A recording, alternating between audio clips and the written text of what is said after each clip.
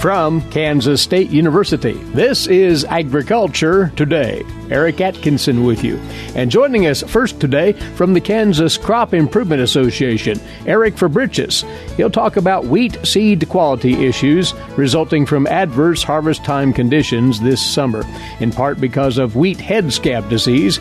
Eric talks about what you producers need to do to safeguard against germination problems come seeding time.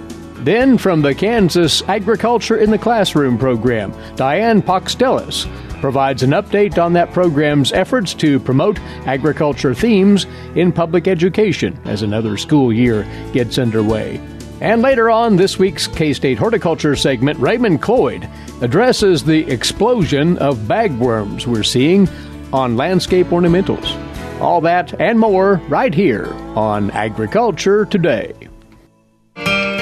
Hamburgers, roast, ribs, steak, or whatever you prefer. Beef, it's what's for dinner. Kansas cattle farmers produce 7.5 million head of cattle per year. It takes about 7 tablespoons of peanut butter to get the same amount of protein in 1 serving of lean beef. Support your local Kansas farmers and ranchers. Eat beef. This message was brought to you by the K-State Animal Sciences Leadership Academy participants.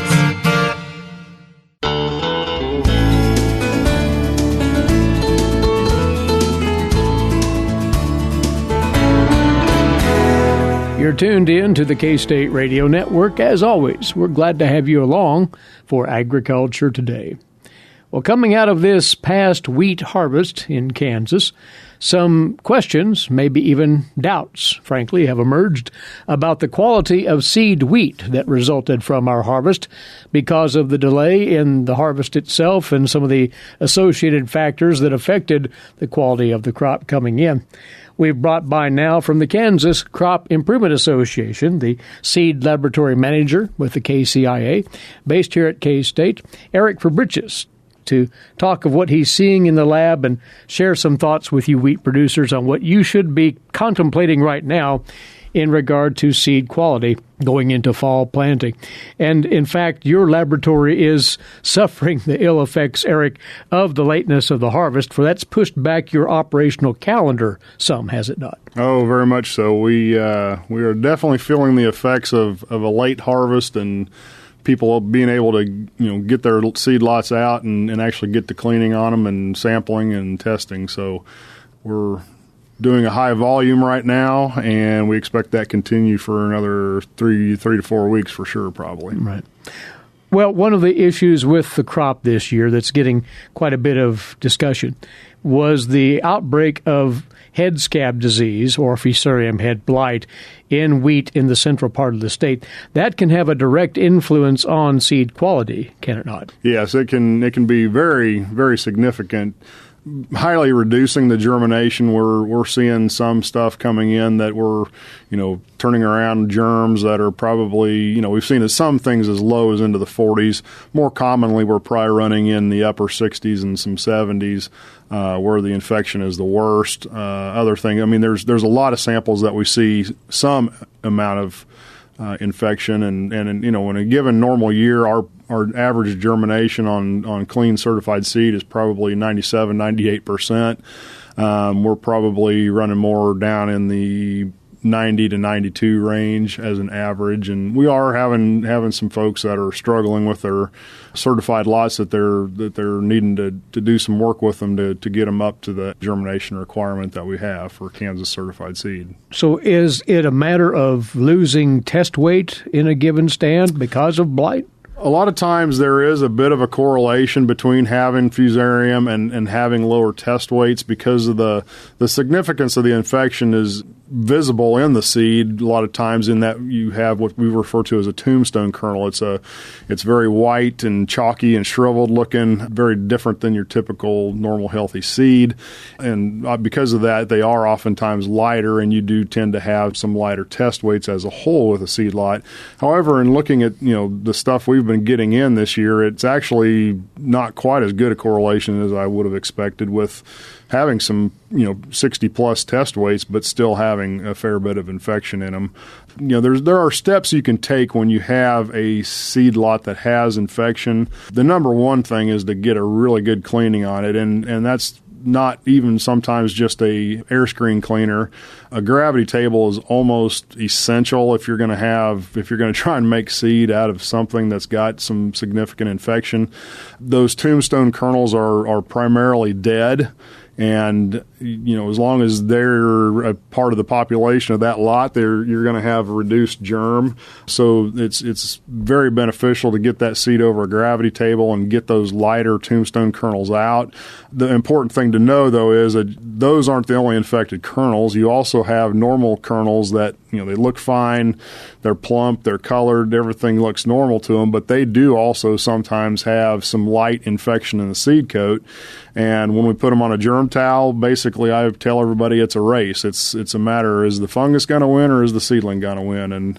And right now we're still seeing a lot of the fungus winning the race and reducing those germs. So, yeah, it definitely has to get over a cleaner, and you will make some great improvements a lot of times with doing so. Whenever we talk about seed quality, we often cite a certain percentage of germ that's required to be comfortable with that crop. Is that number still the same? Yeah, we're so Kansas certified seed has long had a standard of 85% germination requirement. So if you buy Kansas certified seed, you will be purchasing seed that has been tested in the lab and has at least a 85% germ. Again, in a normal year, if we have those anymore, a normal year you would say that 95 plus is very achievable on a wide scale basis. But yes, 85% is our minimum, and so even in a year like this, our folks are still having to meet that requirement. And if you're concerned about the quality of your lots that you might be thinking about saving for yourself, and I guess let's talk for a second about geography of this thing. I haven't mapped it out real detailed by any stretch, but just in watching where the seed lots are coming from and the results we're getting, I'd say north central Kansas probably has some of the worst amounts of infection. As you go south into the south central, there's still quite a bit. It's a little bit more hit and miss. You'll find if you planted anything onto corn stubble, you're almost assured you're probably going to have some. And then you'll also start to see some varietal differences. So if a variety is more resistant, you're gonna see less. Then we'll swing out to the southwest. It doesn't go out to the state line by any means, I don't think, but there is some stuff showing in southwest Kansas as well with having infection. It begs the question: is there going to be a concern about volume available? That is to say, certified seed wheat in adequate quantity to satisfy the demand? Well, that's a good question. I would say there shouldn't. I mean, you'll always have some of your issues with availability on some of the newer varieties, but by and large, as a whole, we're not going to have any issue.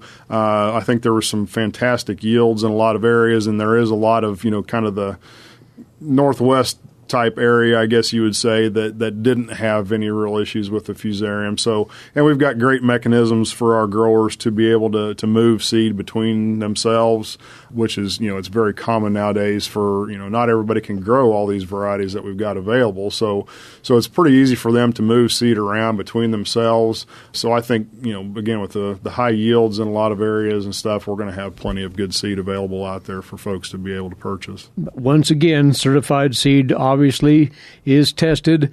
If not certified seed, have your seed tested through a qualified laboratory, by all means. Yeah, absolutely. We're awfully busy right now, but it's $17 if you're not a member of the Crop Improvement to send in a sample and get a germ test done. Home germ tests are fine. I understand them. I remember my folks doing it when I was a kid, but in a situation like this, especially where you're having to analyze individual seedlings and really evaluate their ability to produce in the field, it takes a qualified analyst who understands all that in a little more intricate manner than what can be done at home. And if you're going that route, you'd like to urge producers not to dally too much longer because the workload at your lab is quite full. That turnaround time may be a little longer than normal. So if you're a month out from planting, this would be the time to get your samples in. Absolutely, yeah. We are the only seed testing lab in the state of Kansas, but there are other options available out of state. But if you're interested in a test, it's right now we have to do a pre-chill, which is to break dormancy in that seed, and then the test. So the test itself is 12 days in length. We are probably 3-4 days behind at least in planting. So it's going to be 15-16 days till you get a result back.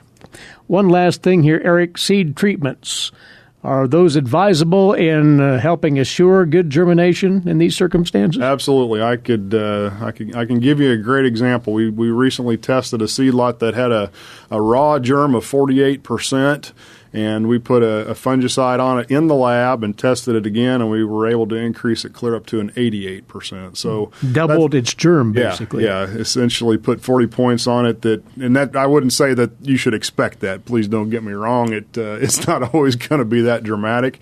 But fungicides are a wonderful tool. There's a lot of products out there. I don't endorse anything. I simply, we have something provided to us to use, and it works well, but it can make some dramatic improvements. Again, the tombstone kernels, you're not going to help them, but it's those other seed that are lightly infected. It's going to keep that fungus at bay and allows those seeds to germinate properly and the seedlings to grow and get going and make a plant. Well, once again, your web address for anybody who would like to know about the seed sampling procedure and the testing protocol, where might they find that? Yeah, www.kscrop.org. There's a seed lab page on there which allows you to print out a submittal form. If you are interested in sending a sample, we need about a 2-pound sample. 1 to 2 pound sample is adequate for doing a germ test. And also of interest on the headline page of the front page of that, there is a document that I've put together that talks about the fusarium head scab and the importance of cleaning and treatments and things like that. Excellent. kscrop.org. Appreciate your time as always. Thanks for stepping over. Thank you. Eric Fabrizius with us. He is the Seed Laboratory Manager with the Kansas Crop Improvement Association. You're listening to Agriculture Today. We'll return shortly on the K-State Radio Network. Did you know every Kansas farmer feeds 128-plus people? Kansas farmers are hard workers, dependable, authentic, and sensitive. Not only do farmers put food on your table, but they put clothes on your back and fuel in your car. For more information about Kansas farmers, visit K-State Research and Extension online or stop by your local Extension office. This message has been brought to you by the K-State Animal Sciences Leadership Academy participants.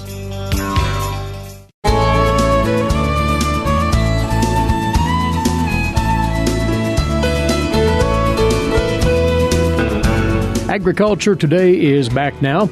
Another public school year is underway around Kansas, and we take this opportunity each year to catch up on what's going on with the Kansas Agriculture in the Classroom program and how it's supporting public education with agricultural themed materials to guide children in the state on the number one industry in Kansas. Joining us now is the newly appointed Executive Director of Kansas Agriculture in the Classroom. Diane Paukstelis is with us. Diane, our first chance to visit. Welcome and congratulations on this new assignment. Oh, well, thank you. I'm really excited. We've got a lot of great things in store this year. Tell us about yourself briefly, and you have spent quite a bit of time in nonprofit organizational activity. That's correct. Just here in Kansas, I was Director of Marketing and Development at a zoo. I was Executive Director at the local United Way here for many years. And for the last 6 years, I worked for an organization called the University Engineering Alliance. And it was for the Big 12, but I was based out of K-State.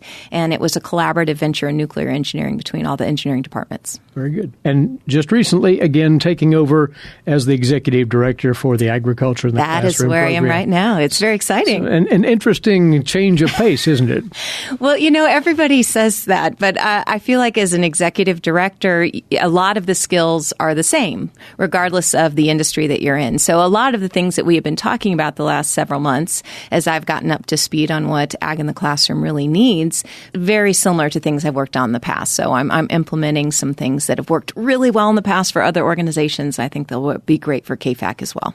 Well, we have talked multiple times over the years about this program, but in your words, its mission and intent, you might express. Sure. that. Well, our mission is connecting classrooms to Kansas agriculture. And our purpose is to help this new generation of kids who are becoming more urban and more disconnected from how things grow and how things are produced. They just don't have any idea that the milk in the carton actually came from a cow. They just don't know.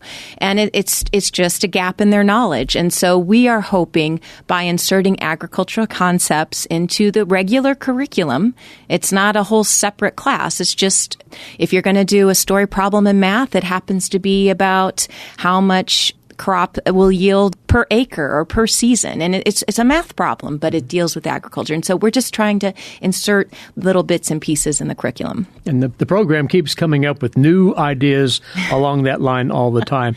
All the time. And we want to talk about several of those. But the program itself has been very solid in its footing over the years, hasn't it? Mm-hmm. Well, it was started in the early 1980s by the USDA. They were recognizing that the more urban cultures were just becoming disconnected, and they wanted to figure out a way to teach kids about agriculture. And so they came up with this concept. There's an agriculture in the classroom in almost every state. I think there's a couple right now that are looking for directors. But the idea is that we are trying to do this on a nationwide basis. And there is a national organization that helps govern some of the things we do. They run this amazing national conference every year, and teachers from all over the country can interact with each other and network and learn from each other about ways that they can incorporate agriculture into their curriculum. Very good. Well, what has the program here in Kansas trotted out for this new school year then? Oh, my goodness. Well, we have our art contest. We've done this in the past as a bookmark contest, but we're revamping that, and that will be, I think the new structure will be announced here in the next couple of months. Our education committee is still kind of discussing some of the finer details. But in the past, our winners have gotten to go to Kansas Ag Day at the Capitol. We'll continue to do that, and that's a great thing for kids to learn, not only about agriculture, but also about our Capitol and how things work on the Hill. We are in the process of developing 2 new Kansas Kid Connection magazines. We do that in association with the Kansas Department of Agriculture. And the 2 we're focused on, it's like a glossy, brightly colored facts about agriculture for like 3 through 6, grades 3 through 6. And we're working on grain, sorghum, and sunflower right now. So we try to do 2 a semester. And they're in development right now. Hopefully they'll go to print here in the next 30 days. They'll come to the classrooms. So those are new items, and you have some standard things that have been used before that are still a vital cog in all this, absolutely. Right? Always go to our website, which is ksagclassroom.org. We've got tons of downloadable resources for free. We've got lesson plans, educator guides, companion resources. We also have links to grants, links to virtual tours. We're also starting something new this year with a grant from BNSF and the Pete Henry Foundation. We're going to have free classroom kits that go along with our lesson plans. That page should be up and running here in the next few weeks as well. It's all kind of school starting. We're all in a rush to get all these things kind of up and running. Right. But thanks to those 2 organizations for funding that, and we'll be able to offer that for free off the website. Excellent. One of the more public efforts that Ag in the Classroom is directly involved with will be at the Kansas State Fair, the Agriland exhibit, which takes you sigh because it does take a great deal of effort and work to put it together. But it is a tremendous showcase for Kansas agriculture for young people to enjoy. And fun. That's the whole point. It's fun. Kids love to go to Agriland. So I wrote us down. These are all the partners involved. I want to make sure and give everybody a shout out because so many groups are involved in Agriland and making it work every year. Of course, Kansas Foundation for Ag in the Classroom, we're one of the partners, but so is Kansas Department of Agriculture, Kansas Corn Commission, Kansas Grain Sorghum Commission, Kansas Dairy Commission, Kansas Soybean Commission, Kansas Wheat, Kansas Sunflower, Kansas Beef, Kansas Cotton, Kansas Association of Conservation Districts, and Nutrients for Life. It's quite a partnership. Quite a list. So we get together at the beginning of the year as a group, and we talk about what worked last year, what exhibits were great, what the kids really enjoyed, and we discuss whether there's anything new. One of the things that is a lot of fun that a lot of kids get to do is milking the cow. It's not a real cow. Sorry, not a real one. It is a pretend cow, but they get to milk the cow. They also get to climb up into a combine, not the whole thing, but just the cab. And there's a video that plays so they can get a feel for what it's like to be up in the combine. You can learn about what animals are raised in Kansas and what they eat. There's a big giant scale there, so you can compare your weight to some kind of an animal or a crop here in Kansas, and you can kind of compare your size to what that really means to a Kansas farmer or to a Kansas producer. There's also different products. You can learn how products are used, everything from toothpaste to crayons. There's so many products kids use every day. No idea that agriculture is involved, and we're teaching them about that. And there's also a big section about nutrition, and that's really important so kids are understanding. We've got a big poster of the food pyramid up there, and then they can put food on their plate in the right proportions. So we're trying to teach them about how important it is to eat right and to eat healthy. It's a long-standing activity and site at the Kansas State Fair. It is in the Agriculture Building toward the southwest part of the fairgrounds there, and it will be open throughout the duration of the fair. That's right. It's the Pride of Kansas building. Right. Yes. And so, folks, do check that out as you attend the fair here, not too long from now in the early part of September. And a number of other things are going on, but we want to finish with this, Diane, that the Ag in the Classroom program is a nonprofit entity, so Absolutely. Fundraising is part and parcel of what you and your staff do, and you have many means by which folks can support this program. Absolutely. We are always encouraging people to donate to Ag in the Classroom if you think that's an important place to put your dollars. We appreciate every dollar you send us, and we use that to ensure that kids learn about agriculture here in Kansas. Also, you can always purchase an agri-tag for your car. That's a great way to support agriculture in general throughout Kansas. That's really appreciated. And, any other way that you can get involved, we are always looking for volunteers, that we look for people to serve on committees, our board of directors. We also have teachers that help us with focus groups or trying out new lesson plans on a volunteer basis. And then this year we're doing something a little different. We're recruiting volunteers to help us execute workshops throughout the state, sort of hands-on workshops, teaching people how to execute these lesson plans in their classrooms. And by the way, there's an easy method of keeping up with the program itself. You have a newsletter. Oh, we absolutely. If you go to our website, ksagclassroom.org, you can sign up for a newsletter. It just comes out once a quarter. It keeps you updated. If you're a teacher, there's two different versions, one for teachers and one that's really about the numbers and the fundraising that goes on with the foundation. But if you're a teacher, we'll highlight lesson plans. We'll let you know what grants are coming up that you might be able to apply for to help you out in your classroom. And we also do some highlights on teachers and their success stories and things they've done in their classroom as well. And we also just named our Teacher of the Year, Patricia Wolf. She is a K-12 special ed teacher at Lake Mary Center in Paola. And we're very excited to have her on board as our Teacher of the Year. This year, she'll go to the National Ag in the Classroom Conference representing Kansas. Next year, it'll be in Salt Lake City. And it's an all-expense-paid trip. So certainly something that any teacher who employs Ag in the Classroom should absolutely apply for that opportunity and maybe get a free trip to the next conference. Well, congratulations to Patricia Wolf for gaining that high honor. Everything and anything about the program, how to take part as a teacher, as a supporter, as a volunteer, however it may be, at kansasagclassroom.org. Diane, a pleasure. We'll have you back soon. Okay, thank you very much. We appreciate you being with us. Diane Paukstelis is the new executive director of the Kansas Agriculture in the Classroom program, which is based here at Kansas State University. And Agriculture Today will be back in a few moments on this, the K-State Radio Network. What is radon? Home exposure to radon gas is the leading cause of lung cancer death in the United States for non-smokers. In Kansas, 1 in 4 homes will test at or above the EPA action level. The Surgeon General recommends all homes be tested and fixed if necessary. Visit kansasradonprogram.org for more information. Test, fix, save a life. This message brought to you by the Kansas Radon Program, the Kansas Association of Broadcasters, and this station.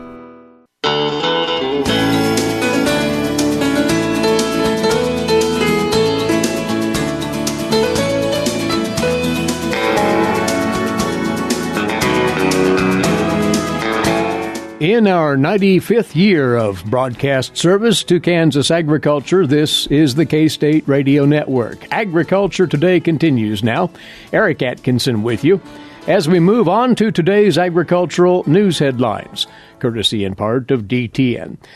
Well, China has appealed to the U.S. yesterday to, quote, meet China halfway and end a tariff war after President Trump said that Americans might need to endure economic pain to achieve longer-term benefits. A Foreign Ministry spokesman, Zheng Xiang, expressed hope that Washington can, quote, get along with us and restore mutually beneficial trade.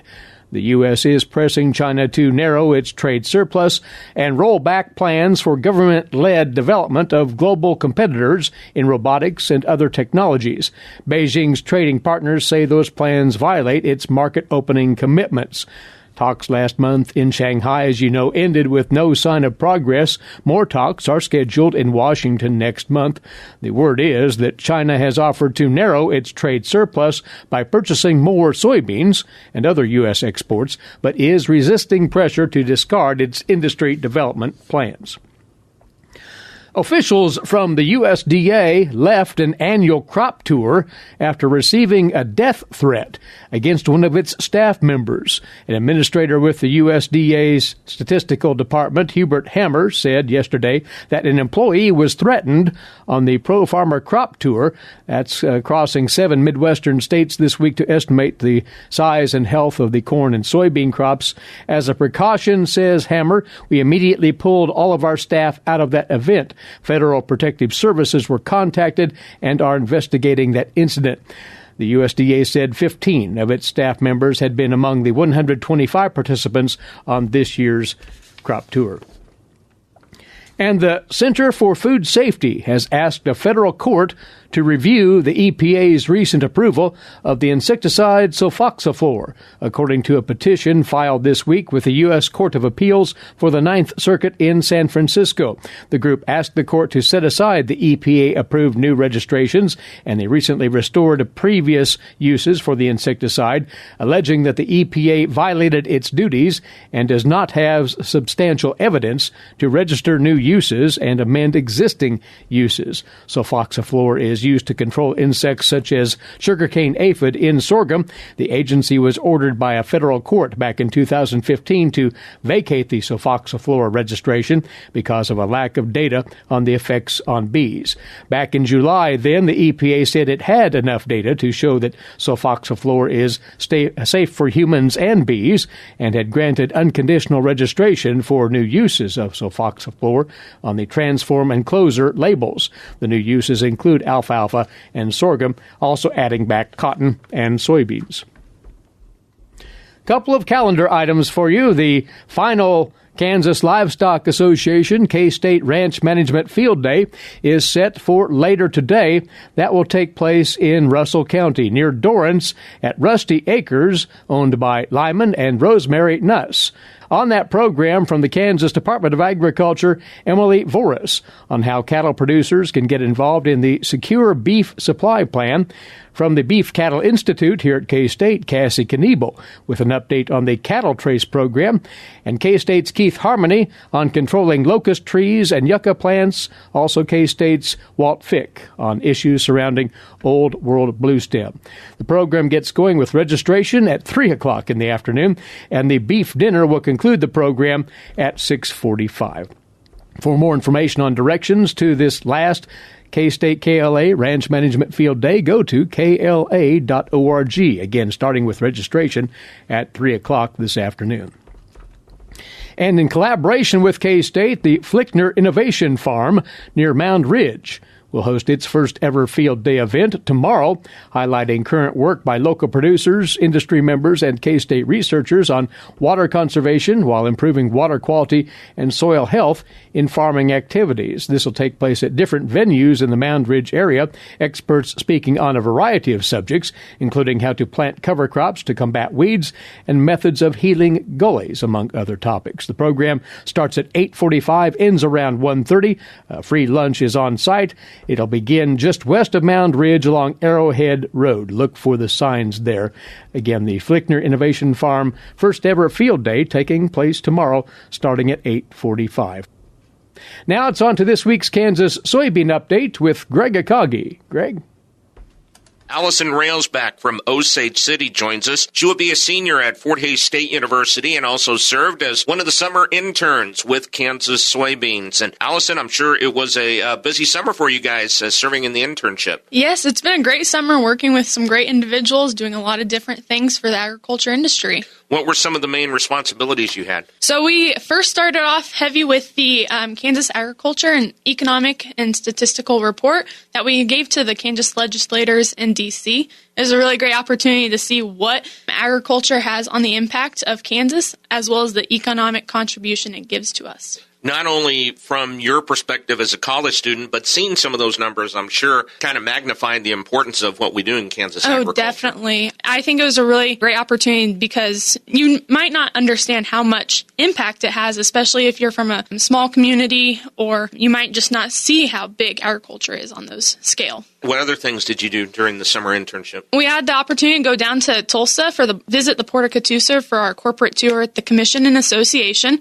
So that was really a great opportunity to see how Kansas soybeans actually go down to Oklahoma and go on barges and ship out to different areas across the world. We also had the opportunity to attend Camp Biodiesel, which was a really fun opportunity to visit with some different individuals in the biodiesel industry. You see the importance for that, and it helps you as far as conveying a message if anyone has any questions about that or anything once you probably engage in conversations with them. Oh, yes. I never really understood what biodiesel was before, so knowing what it is now was a really great opportunity to see what contribution it has and what impact it might have in the future. For you and also your fellow intern, Natalie Harris, if there's a message out there, if people might have an interest in this internship, what would be that message you would tell them to apply for this internship? I would say go for it. It's been a really great summer. You meet a lot of different people, from consumers to producers, as well as people that are making a difference in the agriculture industry. So just go out there and try it and just take a chance. It's amazing being the voice for the industry, how much of an effect that has, too. Yes, for sure. You definitely learn a lot more about different areas of agriculture, where soybeans are from, and what they go into. So it's a great opportunity. All right. Allison, we appreciate your time. Thank you very much. Thank you. That is Allison Railsback from Osage City. She will be a senior at Fort Hays State University, and she joins us on the Kansas Soybean Update. It's brought to you by the Kansas Soybean Commission. Thanks, Greg. And this is Agriculture Today. Have you ever thought about where your food comes from? If you're thinking the grocery store, think again. Facts show that the American farmer feeds more than 129 people. They are continually increasing and improving their operations. A wide variety of crops and livestock are grown in Kansas as well as the United States, providing food to your dinner plate. Next time you see a farmer or rancher, thank them. For more information, contact K-State Research and Extension.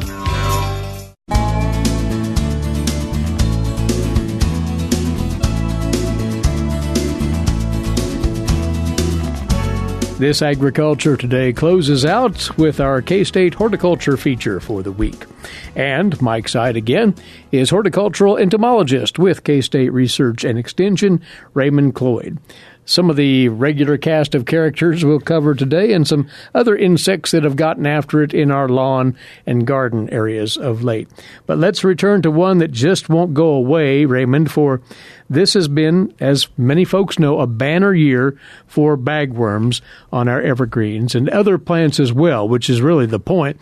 Those things have been of such a magnitude that they are showing up on other ornamentals. Right? Yes, Eric, I have to say this is the second year in a row that bagworms are just all over the place. Walking around, you see obviously conifers, but trees like hackberry, crabapple, maples, roses, lindens. I mean, there are just so many of them. They're just all over the place.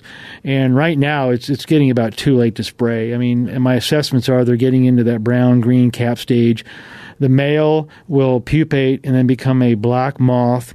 You can always tell a male bag because there'll be a papery brown case transparent at the bottom of the bag that will not contain eggs. But the male will then mate with the female, which is still a caterpillar, and then that female will start thinking of reproduction, and then she'll lay her complement of between 500 to 1,000 eggs, and she'll die. And between that stage until probably May, June is they'll be in the egg stage, and then mid-May or June, depending on the temperature or climate, those eggs will hatch into the larvae caterpillars.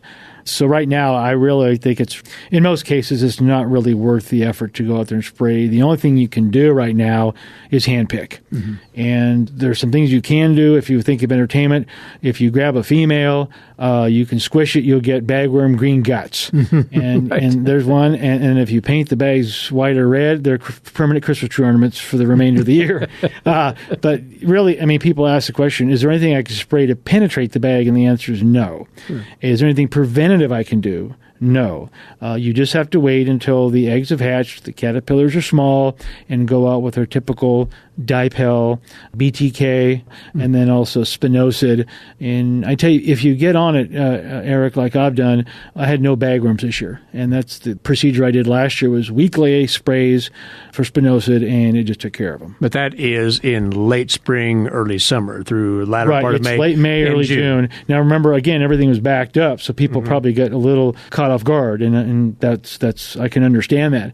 But once they get larger and you're not out there regularly, you're not going to get much mortality, especially with the levels we've had in the last 2 years. Of course, next year we might not have any, who knows? But, you know, the more we're not controlling, the more likely we get carryover every year because of all the eggs hatching into larva caterpillars and then people waiting. And so really that's really, so bagworms right now is, I would say, don't spray at this point. It's the mortality will be very low. As folks then, Raymond, bide their time until next spring when they can take another crack at these, the damage that these will typically inflict on those evergreens or on those woody ornamentals, to what degree early spring? It's going to be nominal, Eric, because they're really not feeding as heavily as they did early on. Like I said, the males will become a black moth, mate with the female, then die, doesn't feed. And the females are going to start considering going into reproductive mode, laying their complement of eggs. That will be the overwintering stage for the winter, early spring. So you really need to just endure the eyesore that they present, and you'll be okay if you, again, get after them in a timely fashion next spring. Right. I mean, the only thing you can do now, again, is hand pick. And I know people have been thinking of having these bagworm hand picking parties, right, getting people together and just go out there and pick bags and talk and have fun. Yeah. All right. Well, we'll put the caps on the story of the bagworm for another year, hopefully, and plan to jump all over that problem in the proper time next spring. Well, some other bugs here, if we might, Raymond. Green June beetles, they're still around, still quite noticeable, you say? They are declining, but I think this year was the worst I've ever experienced. I mean, I've seen some maples and trees damaged. They were so many, they just fed on plants and seeds. We've gotten some inquiries feeding on fruit trees and apples and peaches and nectarines. They typically feed when they've been wounded, but there's nothing you can do. Spray, because at that point the apples or peaches are going to be non-marketable at that point. They are in decline a little bit. I'm noticing that. But what you'll start seeing is this black wasp with a yellow spot on the abdomen. That's a parasitoid of the larva. And if we do get moist conditions, we'll see a lot of larvae coming out of the soil, and they're the ones that crawl on their back. But the adult stage right now is there's really nothing you need to do at this point. Just kind of wait it out, and they'll start declining. Yeah. Right. Can the same be said of mosquitoes? They're still out and about. I wish. With the moisture we've gotten and the rain and some of the mild temperatures, they're still out. That includes the Anopheles, Aedes, and Culex species we have in Kansas. And again, if you avoid going out there dawn and dusk, if you do go out, wear the repellents, DEET, pericardium, or some of the eucalyptus oil, and obviously, of course, source reduction. With the rain, there's going to be accumulation of water in pet dishes and bird baths and tires and things like that. Those are just really stagnant conditions for the mosquitoes to breed. If you have areas like ponds and water, you can't do that. Then there's the mosquito dunks or flakes that are specific for mosquito larvae. And even if you have koi or fish in there, other kinds of fish, you won't have any negative effects on them. A couple of pests that we might well find in our vegetable gardens: squash bugs and spider mites, which are evident, you say, in more than a few gardens. Yes, as I go through the community gardens and visit farmers and producers, two-spotted spider mite is out primarily in tomatoes, one of their favorite hosts. You can always tell two-spotted spider mite by the bleaching or yellowing of the leaves, and all you do, take a white piece of paper with a clipboard and tap your tomatoes and you'll see them falling out. We generally recommend a forceful water spray to dislodge them. Your entire plants, and do that in the morning so you don't run the risk of diseases in the evening. You can spray insecticidal soap or horticultural oil. They will kill them on contact, but you have to get thorough coverage of all plant parts. So with the warmer temperatures, the higher temperatures, those are always conducive for two-spotted spider mite, not only on tomatoes, Eric, but on euonymus bushes. I've seen a number of euonymus bushes with their lower leaves starting to turn yellowish, and of course that's always a clear indication of two-spotted spider mite. The squash bugs are out. The nymphs, the adults are out. You go on pumpkins, just be aware that when squash bugs are out, your pumpkins are vulnerable to attack, as is other cucurbits, yeah. As always, Raymond, we appreciate the input. Thank you. Always enjoyed, Eric. Look forward to our next visit. That from horticultural entomologist, K-State Research and Extension, Raymond Cloyd, on this week's Horticulture segment. And once again, our time is away. To remind you as we go, check out our podcast service at agtoday.net. That's agtoday.net. Meantime, thanks for tuning in right here today. Eric Atkinson here for Agriculture Today over this, the K-State Radio Network.